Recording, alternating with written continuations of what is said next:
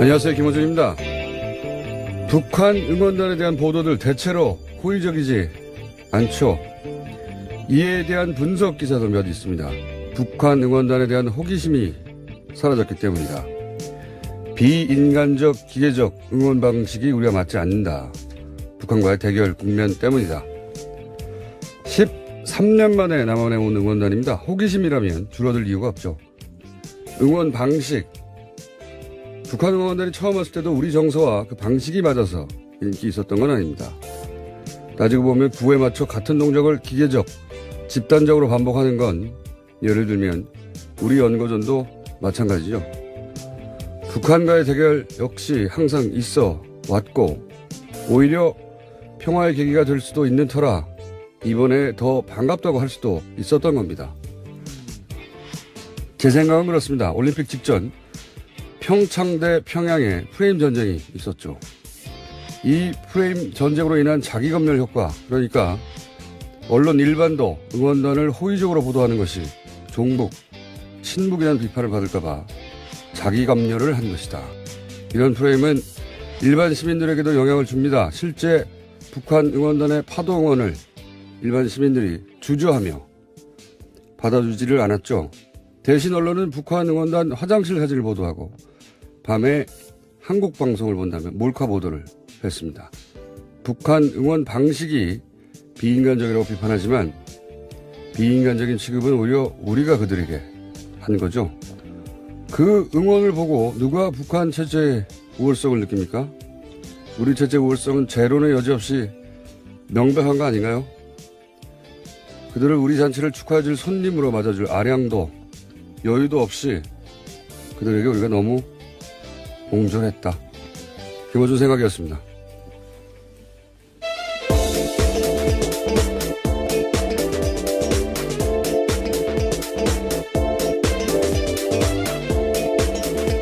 시사인의 김은지입니다. 네.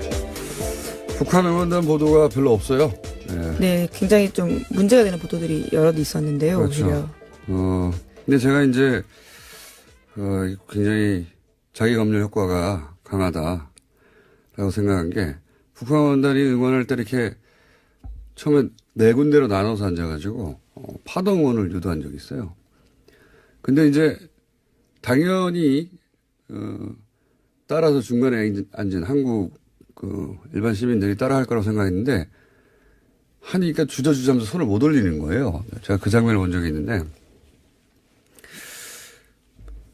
이런 평창 평양 프레임 전쟁이 없었으면 당연히 따라했을 거예요. 북한 응원단이든 아니든 간에 축제이기 때문에. 근데 어쨌든 그 과정에서 그런 이제 자기검열 효과, 예. 또는 칠링 이펙트라고 하죠. 예. 그런 게 있었고 그러자 일반 시민들 영향을 받고 그리고 언론도 조금이라도 호의적인 보도를 할 때면 항상 그런 생각이 나는 거죠. 이게 종북, 친북 논란 속으로 들어가지 않을까? 저는 언론의 책임도 굉장히 크다고 생각하는 게 그런 프레임이 있을 때 그걸 정면으로 대응하거나 오히려 했었어야 하는데 방치하거나 강화하는 역할만 한 거죠. 결국은 저는 굉장히 옹졸했다고 생각을 합니다. 예. 그거 보고 나서 누가 와 북한 대단하다고 그런 시대 아니거든요 이제. 굉장히 아쉬운 대목이고 자 그 이야기는 또 따로 할 올림픽 끝나면 종합할 때 계기가 있을 것 같습니다. 자 첫 번째 뉴스는 뭡니까? 네, 삼성의 다스 소송 비용 대납 관련 뉴스입니다. 삼성이 이를 숨기기 위해서 해당 로펌과 컨설팅 계약을 맺은 것처럼 가짜로 꾸몄다고 어제 저녁 MBC가 보도했는데요. 삼성의 잦은 수법이라는 게 검찰의 시각이라고 합니다. 삼성이 최순실 씨에게 뇌물을 줄 때도 이런 허위 컨설팅 계약을 맺은 바가 있습니다. 그러니까 같은 수법이라는 거죠. 그렇죠. 예, 직접 돈을 주면은 들키니까. 네. 최순실 같은 경우에는 페이퍼 캠페인을 세워서 그렇죠. 네, 그쪽과 컨설팅 계약을 맺어서 돈을 승마 지원이라는 목적으로 네, 돈을 줬습니다. 준 것이고 이번에는 이제 원래 거래하는 것이니까 예, 그쪽과 컨설팅 계약이라는 걸 맺고 그 돈을 결국은 이걸 여기에 대줘라. 예, 꾸준히 돈을 보냈다라는 건데요. 그런 방식으로 했다는 거고요. 근데 이제 계속 이 사안이 나올 때마다 얘기하지만 이건희 회장 사면으로 국한해서는 절대 안 된다. 예. 이제 언론에서 자꾸 이제 사면 얘기하고 그리고 이학수 전 부회장도 사면 얘기만 하는데. 네, 그렇게 가져가고 있죠. 예. 당시 전반적으로 한번 훑어봐야 된다. 당시에 이명박 전 대통령과 삼성과의 관계 속에서 서로 주고받을 현안이 뭐가 있었느냐. 그때 뭐 승계 작업 관련한 일도 굉장히 많았고요. 예. 그리고 차명 주식을 그때 발견했죠. 발견했는데 국세청이 몇 천억대 차명 얼마였어요? 예, 4천억 원대였는데요. 이를 고발하지 않고 넘어갔습니다. 이게 이제 국세청이 이걸 고발해야 되는데 국세청 단독으로 4천억이나 되는 돈을 고발하지 않는다는 게 그런 결정을 한다는 게 직무유기를 한 겁니다. 이게 이제 정권의 의지가 반영된 거 아니겠는가 뭐 이런 사안들 많이 있거든요. 절대 사면에서 수사를 끝내면 안 된다. 이학수 전 부회장이 이렇게 일찍 사실은 모든 걸 인정한 셈이잖아요. 네, 예. 어제도 말씀드렸는데요. 몰아주기 한 셈입니다. 예. 딱 거기로만. 이건희 회장에게 몰아주고 사면으로 몰아주기. 이제 그러니까 여기서 끝내자는 제스처인데 이걸 받아주면 검찰이 그러니까 사면에서 끝내버리면 검찰이 또다시 삼성에 농락당하는 거다. 삼성의 국가 시스템을 무력화한 세월이 굉장히 긴데요. 이번에야말로 제대로 단죄하지 않으면 예, 언제 다시 이런 기회가 오겠는가 그런 생각도 들고 이렇게 삼성이 선을 딱 그어서 여기까지예요 한 거를 검찰이 그대로 받아주면 농락당하는 거죠 또다시. 자, 근데 이제 빵 터진 뉴스가 또 하나 있어요. 네, 이 와중에 이명박 전 대통령의 꼼꼼함을 볼 수 있는 오늘 아침 동아일보 보도가 있는데요. 심지어 삼성이 다스와 이러한 허위 계약을 맺은 다음에 이명박 전 대통령 쪽에 해당 소송 비용 중 남은 돈을 받기로 약정했다라고 합니다. 김백준 전 총무기획관과 이학수 전 삼성그룹 부회장의 진술도 뒷받침을 하고 있는데요. 그러니까 다스 소송에는 이제까지 총 30억 원이 들었고요. 남은 돈이 10억 원이었는데 그걸 이명박 전 대통령이 가져가기로 했다라고 합니다. 그렇게 애초에 약정을 했다라는 건데요. 저는 이 기사 보고 빵 터졌어요. 예. 오랜 세월 이명박 연구가로서 그럼 그렇지. 이대범을 보고 역시 내가 아는 이명박 대통령이구나. 다시 한번 인정하지 않을 수 없었습니다. 예. 남의 돈으로 소송을 했잖아요. 남의 돈으로. 잔돈 가져와라 이거예요. 예, 그 돈도 아꼈지만요. 또 남은 돈이 있다라는 것에 대해서 변호사를 줄 수 없다라면서 김백준 전 기획관에게 시켜서 돈 가지고 오라고 했다고 합니다. 이분은 말이죠. 어떤 돈도 귀하게 여기는 분이거든요. 예. 돈을 허투루 보지 않는 분이에요. 그게 원래 내 돈이 아니다. 이런 생각은 없어요. 예. 수중으로 들어오면 박박 긁어서 가져가시는 분이기 때문에 또 재밌는 것은 이 당시 미국 법무법인은 삼성에서 이제 40억 받았는데 자기들이 30억만 썼으면서도 다 썼다고 이제 한번 사기를 친 거예요. 사기. 주지 않으려고 했던 거죠. 사기를 쳤는데 그 상대가 이 분야의 대선배거든요. 이명박 전 대통령. 예, 속지 않았습니다. 통할 리가 있습니까? 예. 모든 돈을 귀하게 여기는 분이기 때문에 박박 긁어가지고. 예, 소송 비용으로 다 썼다라고 이야기했지만 절대 넘어가지 않고요. 남은 10억 원 가지고 오라고 했다고 합니다. 그것도 김백준 전 기획관에게요. 예, 남은 10억이 남았다는 사실도 알아내는. 네. 그리고 애초에 약정할 때도 그러한 내용들을 썼다라고 합니다. 남으면 가져간다. 예. 훌륭한 분입니다. 예. 돈을 향한 어떤 순수한 열정 같은 게 저는 여기서 다시 한번 확인되고 역시 내가 아는 분이 맞구나. 이 사건을 통해서도 다시 한번 드러납니다. 네, 하지만 이명박 전 대통령은 공식적으로는요, 이 소송에 관여한 바 전혀 없다라고 부인하고 있긴 합니다. 그렇죠. 근데 이제 김백준 씨라든가 이학수 전 부회장까지도 관련 진술을 돈을 했다라고 주고 받은 하는데. 사람들이 다 얘기하고 있어요. 예, 여기 대해서 제가 계속 줄기차게 얘기하지만 이걸 이제 이명박 전 대통령 측이라고 표현되는 뭐 참모들이나 변호인들이나 이런 분들이 나와서 여전히 관련이 없다. 여전히 몰랐다. 이런 얘기 하고 있지 않습니까? 제가 이제 빨리 옆을 떠나는 게 좋다고 자꾸 말씀드렸는데 이명박 전 대통령은 변호하는 입장에서 최악의 의뢰인이에요. 최악의 피의자고, 왜냐면은 저도 이제 소송을 많이 해봤지만 피의자가 되면 적어도 변호인은 그 진실을 샅샅이 알고 있어야 돼요. 그래야지 거기에 따른 변론 전략을 세우는 거거든요. 근데 이제 모른다고 해가지고 사실이 아니라고 해서 변론 전략을 세우고 변호를 하고 옆에서 이제 옹호를 해줬는데 물증이 나오고 막 다른 사람 증언이 나오고 가장 가까운 사람들이 증언이 나오기 시작했습니다. 그러니까 뭐 녹취 같은 게 나오고 서류가 나오고 망하는 거거든요. 근데 이명박 전 대통령은 마지막 순간까지 계속해서 부인하거나 거짓말하거나 재판정에 서서도 계속 끝까지 이런 태도로 일관할 거거든요. 네, 스스로 그런 바가 없다라고 믿고 있는 게 아닌가 싶을 정도인데요. 이분은 그렇게 해서 다 통했기 때문에 이번에도 이 전략 위에는 모르는 분이에요. 평생 항상 모른다. 나는 상관이 없다. 밑에서 했다. 또는 뭐 상대가 거짓말이다. 내가 사기를 당했다. 오로지 피해자가 되거나 자기는 모른다고 혹은 자기가 지시한 일이 있는데도 없다고 하는 모두를 버릴 수 있는 분이에요. 근데 그분들이 다 가장 최측근이기 때문에 이번에는 이 방법이 통하지 않을 텐데 불구하고 지금 열심히 주변에서 뭐 측근 혹은 뭐 측 이렇게 나와서 반론을 제기하잖아요. 예. 네, 근데 말씀처럼요, 내부에서도 지금 흔들리고 있다라는 기류를 JTBC가 전한 바가 있는데요. 측근 멘트 인용해서 대외적으로 어떻게 설명해야 될지 헷갈려하는 참모도 있다라고 이야기합니다. 그러니까 드디어 내부에서도 이제 예. 혼란이 시작된 거죠. 얘기를 하면 그 다음날 다른 증거가 나오고 다른 증언이 나오고. 자, 이 사안은 여기까지 하고요. 자, 다음 뉴스 넘어가겠습니다. 네, 다스 협력업체 금강의 이영배 대표가 오늘 새벽 구속됐습니다. 이 씨는 이명박 전 대통령의 차명 재산을 관리한다고 알려진 인물인데요. 앞서 또 다른 재산 관리인 이병모 청계재단 사무국장 기억하실 텐데 이 사람이 구속된 데 이어서 이영배 대표까지 구속되면서 이명박 전 대통령이 코너에 몰렸습니다. 설 연휴 첫날 저희가 한번 구분해 드린 적이 있는데 그날 그렇죠. 방송을 못 드린 분들을 위해서 잠시 구분해 드리면 이름이 또 비슷해가지고. 그렇죠. 성도 네. 같습니다. 그리고 이제 비읍도 들어가고 그러다 보니까 자꾸 헷갈려요. 여러 이름도 등장해서. 간단하게 정리하면 이제 두 분 다 구속됐는데 한 분은 위장 계열사라고 의심받던 금강. 네, 예, 비자금을 만드는 곳으로 지목됐습니다. 그렇죠. 여기서 돈을 만들어서 빼내는 역할을 했다.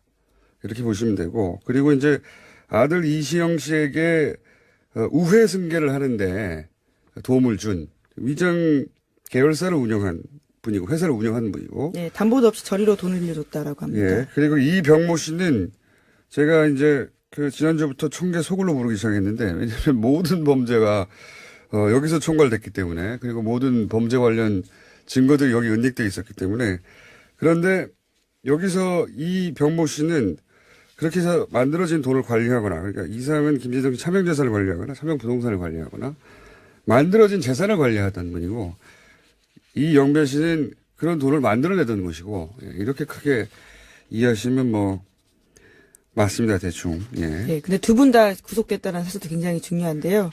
과거에는 재산관리인으로 지목됐을 때, 그러니까 2008년에 정호윤 특검 수사 때는요, 자신이 아니다라고요, 재산관리인이 아니라고 기자회견한 바가 있습니다. 그렇습니다. 예, 두 사람 다 그때는 다 부인했는데 이번엔 다 인정하고 있죠. 네, 자신들이 네, 이병모 국장은 진술을 적극적으로 하고 있다고 합니다. 네, 자신이 관리했던 재산이 이명박 전 대통령의 것이라고. 이 두 사람이 이렇게 돌아선 이상 사실은 오히려 이명박 전 대통령보다 더 확실한 기록과 관리 페이퍼가 있을 거거든요. 그 기록만 찾으면 사실은 끝난 거죠. 예. 네, 실제로 검찰이 이병모 국장의 자동차에서 압수한 외장하드가 있는데요. 여기에는 다수 주식은 물론이고 차명재산 관련된 세금, 입출금 내역 이런 식으로 해당 재산의 주인들이 실제로 알 수 있는 내용들이 굉장히 많다라고 합니다. 근데 여전히 이제 이명박 전 대통령 측에서는 도곡동 땅 같은 경우에 도곡동 땅이 핵심이거든요. 그 땅에서부터 모든 게 시작됐기 때문에 자신과 무관하다. 예, 네. 라고 이제 주장하고 있는데. 심지어 그 당사자들이 자신의 혐의를 벗기 위해서 거짓말하고 있다는 식으로 몰아붙이고 그러니까 있습니다. 원래 상대가 거짓말하거나 내가 사기를 당했거나 상관이 없거나 그렇게 얘기해 왔어요. 항상 이런 의혹이 있을 때마다. 그런데 그 방식으로 어디 되겠지만 대통령까지 됐기 때문에 다른 방식은 사용하지 않을 것이고 앞으로도 지속적으로 모른다, 사기를 당했다, 저 사람들이 거짓말한다라고 계속 할 텐데 이번에는 안 통할 것 같습니다. 자, 다음 뉴스는요. 네, 북미 대화를 원한다라는 미국의 메시지가 점점 분명해지고 있습니다. 렉스 틸러슨 국무장관이 지난 17일 CBS 방송에서 한 말인데요. 북한이 나에게 대화할 준비가 돼 있다고 말하기를 귀 기울이고 있다라고 밝혔습니다. 틸러슨 장관은 또 외무장관으로서 나의 일은 우리가 대화 채널을 열어놓고 있다는 것을 북한이 알도록 하는 것이다라는 말도 했습니다. 그 사용하는 단어들이 좀 구차하긴 해요. 대화면 대화지 무슨 탐색전 대화가 있고 대화를 하면 대화를 하는 거죠, 그냥. 그리고 대화를 하는 이유는 결국은 이제 협상을 하기 위한 것인데 대화가 협상은 아니다라고. 둘이 사귀합니까? 다 결국은 협상하려고 하는 거지. 그렇긴 한데 어쨌든 북미 대화가 있을 거란 분명한 징후가 계속 보이고 있습니다. 네. 자, 그런 이야기가 미국에서 계속 흘러나오고 있고요. 다음 뉴스는요? 네, 또 로버트 뮬러 특검이 재작년 대선에 개입한 혐의로 러시아 인사 13명가요, 기관 3곳을 기소했다라고 합니다. 이에 대해서 트럼프 대통령은 일절 부인하고 있는데요. 자신은 러시아가 선거에 개입하지 않았다고 말한 적이 없다라면서 아예 발뺌까지 하고 있습니다.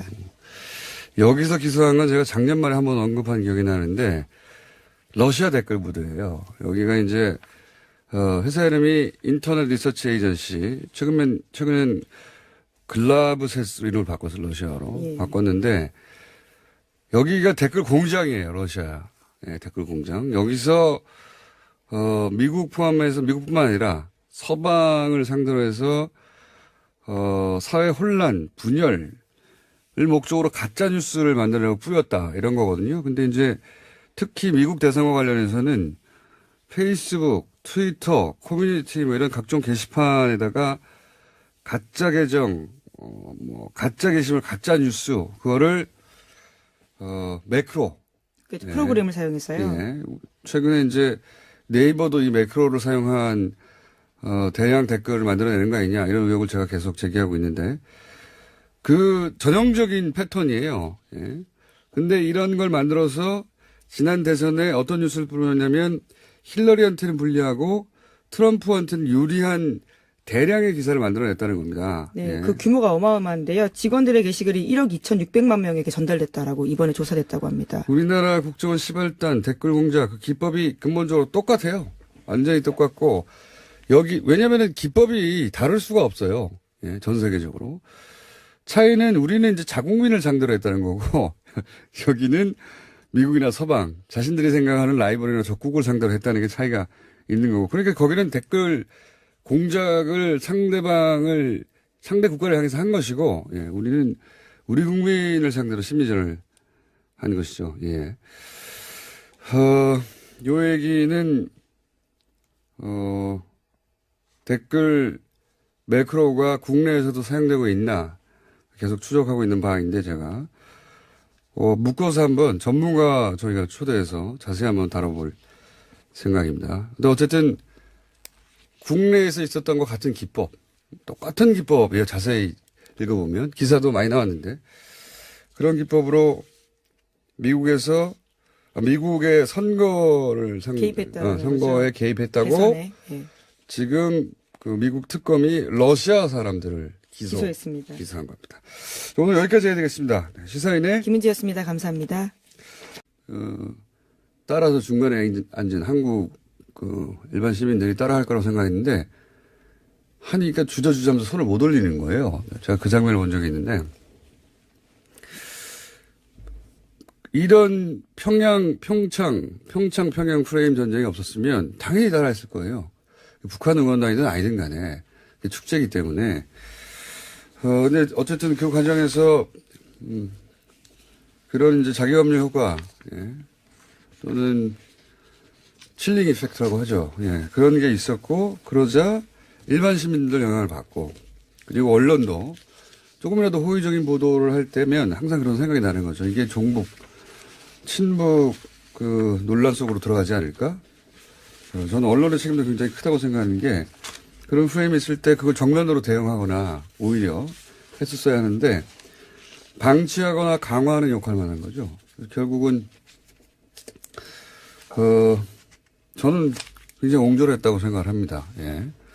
그거 보고 나서 누가 와 북한 대단하다고 그런 시대 아니거든요 이제. 굉장히 아쉬운 대목이고 자 그 이야기는 또 따로 할 올림픽 끝나면 종합할 때 계기가 있을 것 같습니다. 일반 시민들이 주저하며 받아주지를 않았죠. 대신 언론은 북한 응원단 화장실 사진을 보도하고 밤에 한국 방송을 본다면 몰카 보도를 했습니다. 북한 응원 방식이 비인간적이라고 비판하지만 비인간적인 취급은 오히려 우리가 그들에게 한 거죠. 그 응원을 보고 누가 북한 체제의 우월성을 느낍니까? 우리 체제 우월성은 제로는 여지없이 명백한 거 아닌가요? 그들을 우리 잔치를 축하해줄 손님으로 맞아줄 아량도 여유도 없이 그들에게 우리가 너무 옹졸했다. 김어준 생각이었습니다.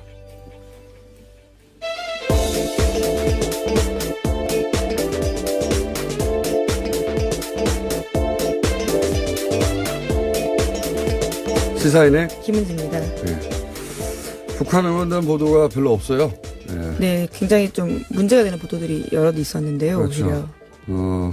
근데 제가 이제 굉장히 자기검열 효과가 강하다라고 생각한 게 북한 응원단이 응원할 때 이렇게 처음엔 네 군데로 나눠서 앉아가지고 파동 응원을 유도한 적이 있어요. 근데 이제 당연히 자, 첫 번째 뉴스는 뭡니까? 네, 삼성의 다스 소송 비용 대납 관련 뉴스입니다. 삼성이 이를 숨기기 위해서 해당 로펌과 컨설팅 계약을 맺은 것처럼 가짜를 꾸몄다고 어제 저녁 MBC가 보도했는데요. 삼성의 잦은 수법이라는 게 검찰의 시각이라고 합니다. 삼성이 최순실 씨에게 뇌물을 줄 때도 이런 허위 컨설팅 계약을 맺은 바가 있습니다. 그러니까 같은 수법이라는 거죠. 그렇죠. 예, 직접 돈을 주면은 들키니까. 네. 최순실 같은 경우에는 페이퍼 캠페인을 세워서 그렇죠. 네, 그쪽과 컨설팅 계약을 맺어서 돈을 승마 지원이라는 목적으로 네, 돈을 준 줬습니다. 것이고 이번에는 이제 원래 거래하는 것이니까 예, 그쪽과 컨설팅 계약이라는 걸 맺고 그 돈을 결국은 이걸 여기에 대줘라. 예, 꾸준히 돈을 보냈다라는 건데요. 그런 방식으로 했다는 거고요. 근데 이제 계속 이 사안이 나올 때마다 얘기하지만 이건희 회장 사면으로 국한해서는 절대 안 된다. 예. 이제 언론에서 자꾸 이제 사면 얘기하고 그리고 이학수 전 부회장도 사면 얘기만 하는데. 네, 그렇게 가져가고 있죠. 예. 당시 전반적으로 한번 훑어봐야 된다. 당시에 이명박 전 대통령과 삼성과의 관계 속에서 서로 주고받을 현안이 뭐가 있었느냐. 그때 뭐 승계 작업 관련한 일도 굉장히 많았고요. 예, 그리고 차명 주식을 그때 발견했죠. 발견했는데 국세청이 몇 천억대 차명 얼마였어요? 예, 4천억 원대였는데요. 이를 고발하지 않고 넘어갔습니다. 이게 이제 국세청이 이걸 고발해야 되는데 국세청 단독으로 4천억이나 되는 돈을 고발하지 않는다는 게 그런 결정을 한다는 게 직무유기를 한 겁니다. 이게 이제 정권의 의지가 반영된 거 아니겠는가, 뭐 이런 사안들 많이 있거든요. 절대 사면에서 수사를 끝내면 안 된다. 이학수 전 부회장이 이렇게 일찍 사실은 모든 걸 인정한 셈이잖아요. 네, 예. 어제도 말씀드렸는데요. 몰아주기 한 셈입니다. 예. 딱 거기로만. 이건희 회장에게 몰아주고 사면으로 몰아주기. 이제 그러니까 여기서 끝내자는 제스처인데 이걸 받아주면 검찰이 그러니까 사면에서 끝내버리면 검찰이 또다시 삼성에 농락당하는 거다. 삼성이 국가 시스템을 무력화한 세월이 굉장히 긴데요. 이번에야말로 제대로 단죄하지 않으면 예, 언제 다시 이런 기회가 오겠는가 그런 생각도 들고 이렇게 삼성이 선을 닦고. 안녕하세요, 김호준입니다. 북한 응원단에 대한 보도들 대체로 호의적이지 않죠. 이에 대한 분석 기사도 몇 있습니다. 북한 응원단에 대한 호기심이 사라졌기 때문이다. 비인간적 기계적 응원 방식이 우리가 맞지 않는다. 북한과의 대결 국면 때문이다. 13년 만에 남한에 온 응원단입니다. 호기심이라면 줄어들 이유가 없죠. 응원 방식. 북한 응원단이 처음 왔을 때도 우리 정서와 그 방식이 맞아서 인기 있었던 건 아닙니다. 따지고 보면 구에 맞춰 같은 동작을 기계적, 집단적으로 반복하는 건 예를 들면 우리 연고전도 마찬가지죠. 북한과의 대결 역시 항상 있어 왔고 오히려 평화의 계기가 될 수도 있는 터라 이번에 더 반갑다고 할 수도 있었던 겁니다. 제 생각은 그렇습니다. 올림픽 직전 평창 대 평양에 프레임 전쟁이 있었죠. 이 프레임 전쟁으로 인한 자기검열 효과, 그러니까 언론 일반도 응원단을 호의적으로 보도하는 것이 종북, 친북이라는 비판을 받을까봐 자기검열을 한 것이다. 이런 프레임은 일반 시민들에게도 영향을 줍니다. 실제 북한 응원단의 파도 응원을